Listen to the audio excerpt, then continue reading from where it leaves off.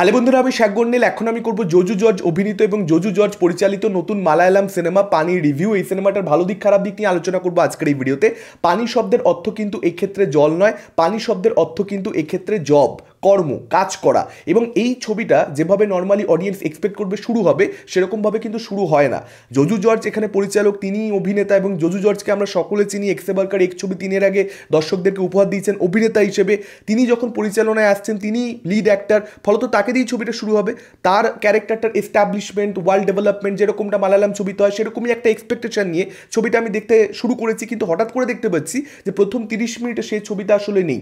ছবিটা শুরু হচ্ছে এমনভাবে যেন এটা একটা কপ ইনভেস্টিগেটিং ড্রামা হবে, যেন এই ছবির মধ্যে আমরা দেখতে পাবো যে কিভাবে অ্যান্টাগনিস্টদেরকে এখানে পুলিশ ইনভেস্টিগেশনের মাধ্যমে খুঁজে বের করছে। কারণ প্রথমেই দেখিয়ে দেওয়া হচ্ছে যে অ্যান্টাগনিস্ট কারা। আমরা দেখতে পাচ্ছি দুটো নতুন ছেলে, স্পয়লার আমি একেবারেই দেবো না, এবং গল্প সাচাজ, মানে এই ছবির গল্পটা খুব সিম্পল, ভালো করে ভেবে দেখলে আমি বলছি সে বিষয়। আমরা শুরুতে দেখতে পাচ্ছি দুটো ছেলে, তারা প্রথমবারের জন্য একজন কাউকে একসঙ্গে মিলে মার্ডার করছে। এবার তাদের মুখে রক্ত লেগে যাচ্ছে, ওরা একের পর এক যা ইচ্ছা তাই খুশি ক্রাইম করা শুরু করে দিচ্ছে নিজেদের মর্জি মতন, এবং কোনো কিছুকে আর কি মানছে না, পরোয়া করছে না কোনো রকম। ওরা মস্তি পেয়ে গেছে বেসিক্যালি, মুখে রক্ত লেগে যাওয়ার মতন ব্যাপার। এই দুটো ক্যারেক্টারকে দেখে অ্যাকচুয়ালি কোয়েন্টিন ট্যারান্টিনোর পাল্প ফিকশনের কথা আমার প্রচণ্ড পরিমাণে মনে পড়ে যাচ্ছিল। এবার এই দুটো ক্যারেক্টার এই যে ক্রাইম করে যাচ্ছে নিজেদের মর্জি মতো, ইচ্ছা মতো, সেটা করতে গিয়ে এদের সঙ্গে পাঙ্গা হয়ে যাচ্ছে এখানে জজু জর্জের ক্যারেক্টারটার। ওরা জজু জর্জের ক্যারেক্টারটাকে শত্রু বানিয়ে ফেলছে, একটা অলরেডি এস্টাবলিশড ক্রাইম সিন্ডিকেটের হেড বলা চলে। এবার জজু জর্জের পাথ যখন এই দুটো ছেলে ক্রস করছে, এই ভিলেনরা, তখন ছবিতে কি হয়, এদের মধ্যে বাওয়ালটা, এদের মধ্যে টাসেলটা, এবং শেষ অবধি এই কনফ্লিক্ট, এই ক্ল্যাশে কে জয়লাভ করে, যেটা আমরা জানি জজু জর্জই শেষ অবধি জয়লাভ করবে, কারণ সেই এখানে কোথাও একটা কাইন্ড অফ প্রোটাগনিস্ট। এবার সেই যে জার্নিটা, সেটাকে নিয়ে হচ্ছে গোটা ছবিটা। অর্থাৎ শুরুতে আপনার কোথাও একটা মনে হবে যেটা একটা কপ ইনভেস্টিগেটিং ড্রামা, যেটা আমি বললাম, কিন্তু সেটা আসলে ছবিটা নয়। আসলে ছবিটা একটা রিভেঞ্জ ড্রামা, খুবই স্ট্রেট ফরওয়ার্ড, একটা একদম পাতি গল্প। গল্পটা যতটা পাতি ততটা কিন্তু ছবিটা পাতি নয়। ছবিটা কিন্তু একটা ভালো ছবি হয়েছে, একটা ওয়ান টাইম গুড ওয়াচ হয়েছে। তার নানান কারণ রয়েছে। প্রথম কথা হচ্ছে এই যে অ্যাপ্রোচটা, যে অ্যান্টাগনিস্টদের পার্সপেক্টিভ থেকে, তাদের দৃষ্টিভঙ্গি থেকে, মানে তাদেরকে আগে এস্টাবলিশ করব, তাদের দিক থেকে গল্পটাকে শুরু করব। এই গল্প শুরু করবার যে নতুন পদ্ধতিটা, এটা আমার ভালো লেগেছে। এই অ্যাপ্রোচটা আমার ভালো লেগেছে, এই এক্সপিরিয়েন্সটা আমার ভালো লেগেছে, যে একটা সাধারণ গল্পকে আমি একটু অন্যরকম দৃষ্টিভঙ্গি থেকে বলছি। এখন সেটা অনেকের ভালো লাগবে না। একটা যদি আপনি স্ট্যান্ডার্ড যে ফর্মুলা একটা স্ক্রিন প্লের, একটা গল্পের, সেদিক থেকে যদি ভেবে দেখেন, এরকম করা উচিত নয়। প্রোটাগনিস্টকে দিয়ে গল্পটা শুরু করা উচিত। সেক্ষেত্রে হয়তো এই সাধারণ গল্পটা আরও ইম্প্যাক্টফুল হতে পারতো। এটা একটা ডিবেটেবল ব্যাপার, অনেকেরই সেটা মনে হতে পারে যে ফার্স্টের দিকে অনেকটা টাইম ওয়েস্ট করেছে। মালায়ালাম ছবিতে এমনি খুব সময় নিয়ে ডেভেলপ করে সব কিছুকে, এবং এখানে এই যে বলছি এস্টাবলিশড একটা ক্রাইম সিন্ডিকেট, এবং সেখানে জজু জর্জ তো শুধুমাত্র নেই, তার সঙ্গে তার বন্ধুরা রয়েছে, তার সঙ্গে সে তার বন্ধুদের ওয়াইফরা রয়েছে, যারা বহুদিন ধরে এই ক্রাইম সিন্ডিকেটটাকে অ্যাকচুয়ালি এস্টাবলিশ করেছে। সেই ক্যারেক্টারগুলোকে এস্টাবলিশমেন্ট দেওয়া, ওদের পুরো ওয়ার্ল্ডটাকে এস্টাবলিশ করা, এবং এই যে দুজন যারা ভিলেন, অ্যান্টাগনিস্ট, ক্রিমিনাল হয়ে গেছে, তাদেরকে এস্টাবলিশ করা, তাদের ওয়ার্ল্ডটাকে, তারা কি করছে না করছে, সেই দিকপত্রগুলোকে ছবিতে শুরুতে অনেকটা টাইম ধরে দেখিয়েছে। এবার এটা অনেকের পছন্দ হবে না, অনেকেরই বোরিং লাগতে পারে। ফলত এই যে নিউ এক্সপিরিয়েন্স আমার হয়েছে বলছি, যেটা আমি পজিটিভ হিসেবে গণ্য করছি, সেটা অনেকের কাছে কিন্তু নেগেটিভ হিসেবে গণ্য হতে পারে। যে জিনিসগুলো ছবিতে সবার ভালো লাগবে বলে আমার বিশ্বাস, সেগুলো নিয়ে যদি আলোচনা করি, প্রথম কথা হচ্ছে এই যে দুটো ক্যারেক্টার, এদেরকে না হান্টারের মতো করে ট্রিট করা হয়েছে, এবং এদের সঙ্গে এই যে টাসেলটা বলছি জজু জর্জের ক্যারেক্টারটার, সেটা কিন্তু ভালো দেখিয়েছে। মানে এই ছবিটা যেটা সব থেকে ভালো, গল্পটা খুব সিম্পল হলো, চিত্রনাট্যটা খুব ভালোভাবে লেখা হয়েছে, খুব এঙ্গেজিং একটা ছবি, কিন্তু মানে টান টান একটা ছবি, ক্রমাগত কিছু না কিছু ছবির মধ্যে ঘটে চলেছে।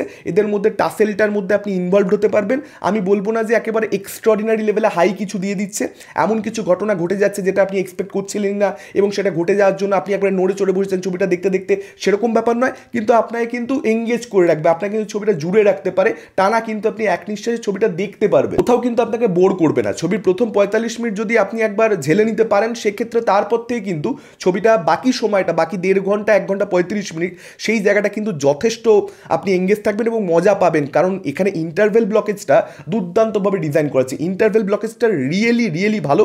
সেখানে কিন্তু ইমোশনসও ওয়ার্ক করে, একটা ক্যারেক্টার রয়েছে, তার সঙ্গে জজু জর্জের সম্পর্ক খুব সুন্দরভাবে ডেভেলপ করা হয়েছে। আমি এখনই স্পয়েল করতে চাইছি না, মোমেন্টসগুলো সত্যিকারের ওয়ার্ক করে, খুব সুন্দর লেগেছে সেগুলো দেখতে, এবং যে কারণে ইন্টারভেলটা ওয়ার্ক করে যায়। একটা হাক করা সিন রয়েছে, একটা ক্যারেক্টারকে জজু জর্জ হাক করছে, জজু জর্জের ক্যারেক্টারটা, এবং হাক করবার পরবর্তীতে যখন সে হাক করে সরে যাচ্ছে, তারপর সঙ্গে সঙ্গে তার ফেশিয়াল এক্সপ্রেশনও চেঞ্জ হয়ে যাচ্ছে, মিউজিকও চেঞ্জ হয়ে যাচ্ছে, এবং সেই জায়গায় আসছে ইন্টারমিশন। তো ইন্টারমিশনটাকে দুর্দান্তভাবে ডিজাইন করা আছে, ওই জায়গাটা কিন্তু প্রপার হাই দিতে পারে ছবিটা। ক্লাইম্যাক্সও ভীষণ ভালো, মানে হিরো ভিলেনকে বধ করবে এ তো জানা গল্প, সবাই জানি, এই ধরনের ছবি তো প্রচুর দেখে ফেলেছি, বারবারই বলছি জানা একটা গল্প, চেনা একটা গল্প, গল্প লেভেলে কিছু নেই, কিন্তু কিভাবে বধ করছে সেই টেকনিকটা, যে আমি এইভাবে মারবো একে, সেই মারাটা সেটা কিন্তু দেখতে ব্যাপক লেগেছে। এবং জজু জর্জের এই ছবিতে যে অ্যাকশনটা সেটা কিন্তু অ্যাকচুয়ালি আমাকে মজা দিতে পেরেছে। ছোটোখাটো কিছু অ্যাকশন দৃশ্য রয়েছে, ক্লাইম্যাক্সে রয়েছে, তার আগেও রয়েছে, একদম শুরুর দিকে 40-45 মিনিটের মাথায় একটা রয়েছে যেখানে মূল ইভেন্টটা ঘটে অ্যাকচুয়ালি, যেখান থেকে যাবতীয় বাওয়ালের সূত্রপাত, সেখানে লুঙ্গিটা তুলে যেভাবে মারে ভাই,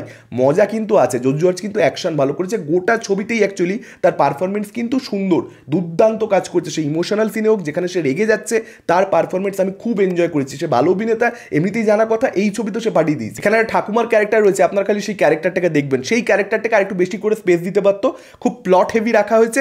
কিন্তু অনেক ক্যারেক্টার্স নর্মালি মালায়ালাম ছবি যেটা করে যে ক্যারেক্টারগুলোকে প্রচণ্ড বেশি সময় দেয়, এস্টাবলিশ করে, এখানে কিন্তু সেই জিনিসটা খুব বেশি করা হয়নি। মানে এটা কিন্তু আমি বলবো মালায়ালাম ছবি হলেও অনেক বেশি মেইন স্ট্রিমে, অনেক বেশি কমার্শিয়াল, এবং এটার মধ্যে অনেকটা সেই মাস ফিল্মের একটা টাচ রয়েছে, একটা মশালা, একটা কাইন্ড অফ একটা মশালা, কারণ ছবির মধ্যে কিন্তু কমেডি রয়েছে যেটা হিয়ার অ্যান্ড দেয়ার ওয়ার্ক করে। গোটা ছবি জুড়ে প্রচণ্ড কমেডি আছে এটা আমি বলবো না, কিন্তু মোটামুটি যেখানে যেখানে আছে মোস্টলি সেগুলো ওয়ার্ক করে, ডিসেন্ট, একদম হো করে আসতি তা নয়, তবে একটা ঠিক আছে, মানে মুখে হাসি ফোটে।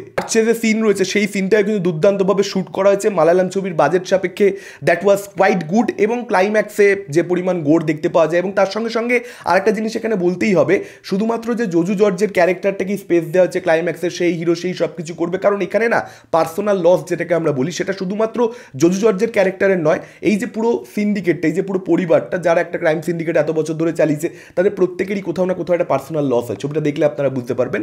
এবং প্রত্যেককেই কিন্তু কোথাও একটা স্পেস দেওয়া হয়েছে, সেই জিনিসটাও কিন্তু ভালো লেগেছে। যেখানে কিন্তু শুধুমাত্র হিরো ক্রিম খেয়ে বেরিয়ে যাচ্ছে ক্লাইম্যাক্সে, ডেফিনেটলি মূল স্পেসটা সেই পাচ্ছে, কিন্তু বাকিদেরকেও ছোট ছোট করে জায়গা দিয়েছে, দ্যাট ওয়াজ গুড। ছবিতে যারা যারা অ্যাকচুয়ালি কাজ করেছে প্রত্যেকের পারফরমেন্স ভালো, গোটা ছবি জুড়ে মিউজিকও এমনিতে ভালোই ছিল। এবার হ্যাঁ, একটা যেটা মেজর সমস্যা এই ছবিটা, সেটা হচ্ছে বাকি ক্যারেক্টারগুলো সাফারিংগুলো আমরা ফিল করতে পারছি না, কারণ সেই ক্যারেক্টারগুলোকে ইটসেলফ খুব ভালোভাবে এস্টাবলিশ করা হয়নি। একটা বেসিক এস্টাবলিশমেন্ট দেওয়া হয়েছে ঠিকই, কিন্তু সেটা যথেষ্ট ছিল না ইমোশনাল ফিল করবার জন্য, বা ক্যারেক্টারগুলোর জন্য রুট করবো যে সেই ব্যাপারটা তৈরি হচ্ছে না। এবং জজু জর্জের ক্যারেক্টারের সঙ্গে ওই ক্যারেক্টারগুলোর কি ইকুয়েশন, কি রিলেশনশিপ, সেটাও খুব যে স্পেস পায়, খুব যে আলোকপাত ছবিতে সেটাকে নিয়ে করা হয়েছে সেরকম ব্যাপারে একেবারে নয়। ফলত সেই দিকটা একটা মেজর উইক দিক, মানে ইমোশনাল কিন্তু ছবিটা আরও বেশি করতে পারতো, রিভেঞ্জ ড্রামাতে যেটা দরকারি আসলে সেটা কিন্তু এই ছবিতে অতটা বেশি হয় না। এখানে দেখবেন একটা সিন রাখা হয়েছে যেখানে একটা ক্যারেক্টার মনে করছে যে তার জন্যই সব কিছু সূত্রপাত, এই যে যাবতীয় চলছে, মানে সেকেন্ড হাফে যা যা বাওয়াল হয় সব কিছু একটা ক্যারেক্টারের জন্যই সূত্রপাতটা হচ্ছে, তার জন্য ক্যারেক্টারটা নিজেকে গিল্টি মনে করছে, একটা গিল্ট রয়েছে তার মধ্যে, সেই ব্যাপারটা সেই অ্যাসপেক্টটা ছবির মধ্যে একটাই সিনে রাখা হয়েছে। আর একটু ডিটেলসের সেখানটাতে ঢোকা উচিত ছিল, তাহলে আমার মনে হয় ছবিটা আরও বেশি জমতো। মানে একটা বেসিক রিভেঞ্জ ড্রামা, সাধারণ গল্প, সেটাকে নেক্সট লেভেলে যাওয়ার জন্য এই জায়গাগুলোতেই টাচ করাটা দরকার। তো একটা ওয়ান টাইম গুড ওয়াচ হয়েছে, একটা ছবি যেটা আপনি দেখলেন, মস্তি পেলেন, বেরিয়ে গেলেন, ভুলে গেলেন। এটা একবারে বিশাল কোনো ছবি হয়নি যেটা আপনি 2 বছর বাদেও মনে রেখে দেবেন, কিন্তু ঠিক আছে, মানে একটা হয়েছে, ভালো হয়েছে, এইটুকুই বলতে পারি। আপনাদের মতামত কি, যারা ছবিটা দেখেছেন ডেফিনেটলি কমেন্ট করে জানাতে পারেন। এই ভিডিওটা ভালো লাগলে লাইক করতে পারেন, শেয়ার করতে পারেন। আমাদের চ্যানেল নতুন হলে চ্যানেলটাকে অবশ্যই সাবস্ক্রাইব করতে পারেন। আজকের মতন টাটা, চোখ রাখুন পরবর্তী ভিডিও।